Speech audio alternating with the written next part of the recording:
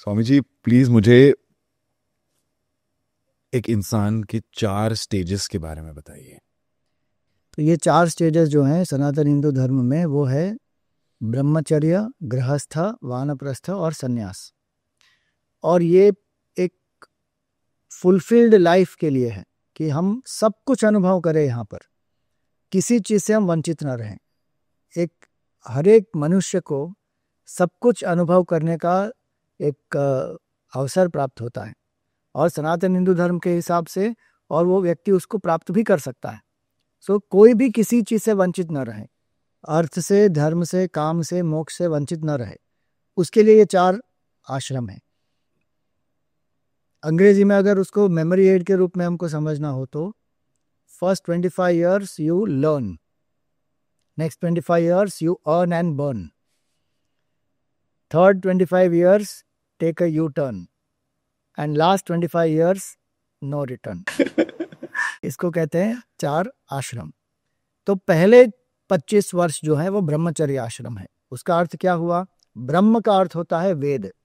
जो वेदों का अध्ययन करता है, जो स्पिरिचुअल एजुकेशन और द सेक्युलर एजुकेशन, जो हमारी डेली लाइफ की स्किल्स के लिए जो हमें चाहिए, दोनों का मिश्रण करके जो गुरुकुल में रहकर जो सीखता है, गुरु के सानिध्य में जब ज्ञान प्राप्त करता है, और किसका ज्ञान प्राप्त करता है? अर्थ, काम, धर्म, मोक्ष, सबका ज्ञान प्राप्त करता है।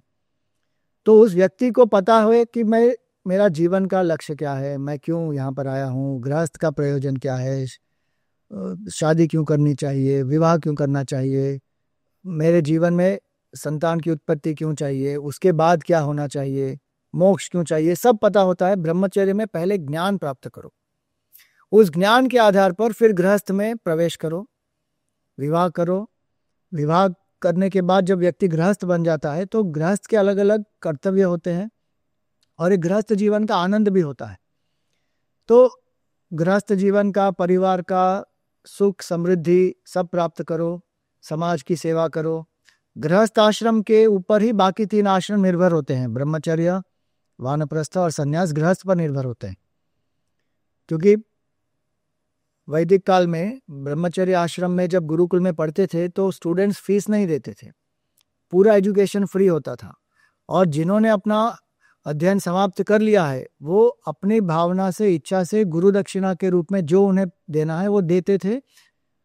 किसके लिए? गुरु के लिए नहीं, आगे जो शिष्य आने वाले हैं उनके लिए। सो दे गिव एज गृहस्थीज, देन दे विल गिव।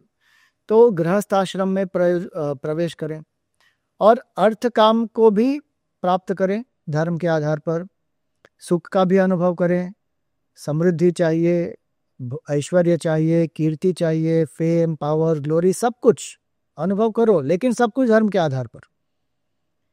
अब 25 साल उसके लिए दिए, तब आपके भी संतान होंगे, आपके संतान की भी आप विवाह करा दो।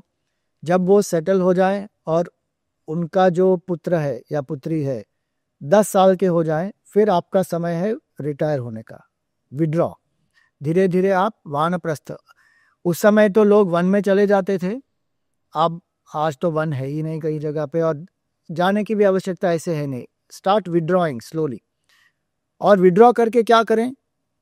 धीरे धीरे अंतर्मुख होना शुरू करें। Spend some more time in sadhana, study, satsang, do more social service.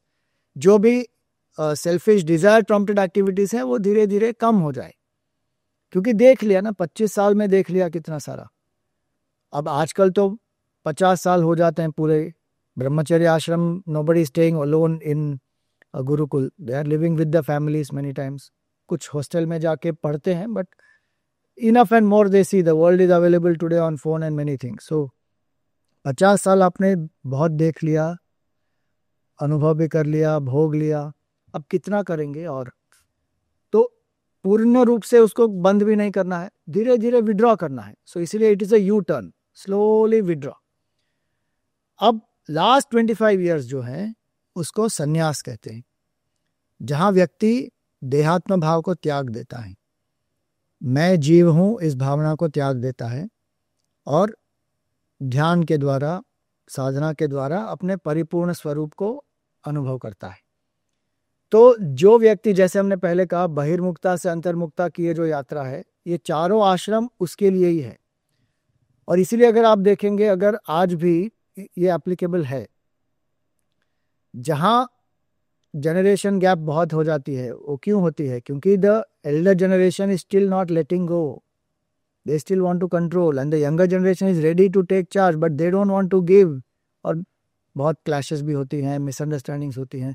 अगर वो वानप्रस्थ का प्रिंसिपल अप्लाई करे, धीरे धीरे they start withdrawing and they give, let go of the control, keep certain basic things for yourself, बाकी slowly start giving, training them, empowering them, तो कितनी सारी चीजें आसान हो जाएंगी।